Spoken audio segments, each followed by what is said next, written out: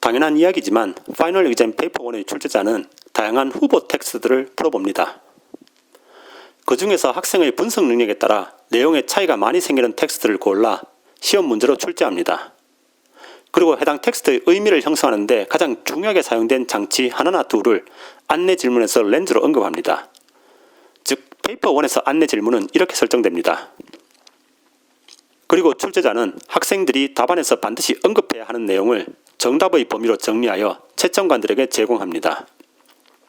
그런데 커리큘럼이 바뀐 이후 지난 3년 동안 출제된 문제들을 봤을 때 출제자의 비문학에 대한 이해도가 심각할 정도로 부족해 보입니다. 매년 시험 문제에서 중대한 오류가 발견되고 있습니다.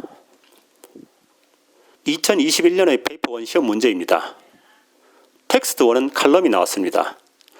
그런데 출제자는 사설이라고 정의하고 있습니다.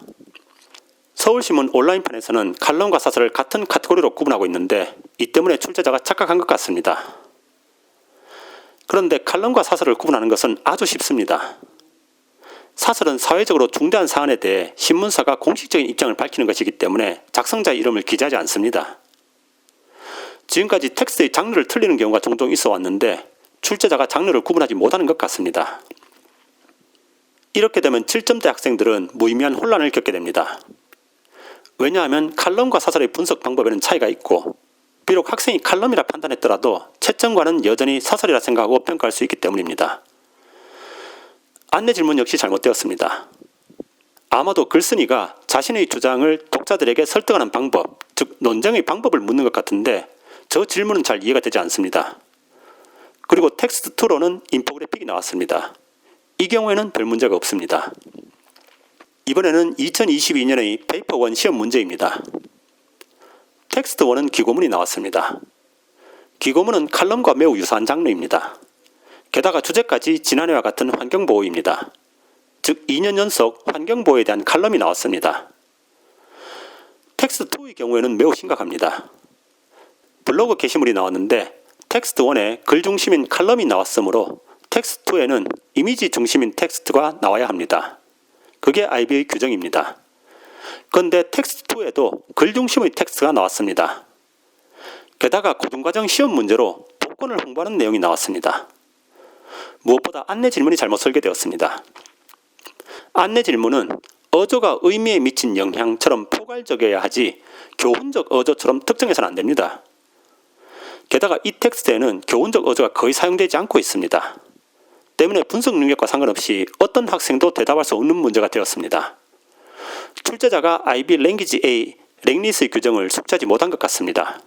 제가 당시에 이 점을 항의했었는데 IB로부터의 대답은 IB에는 아무런 문제도 없고 반드시 규정을 따를 필요는 없다 였습니다.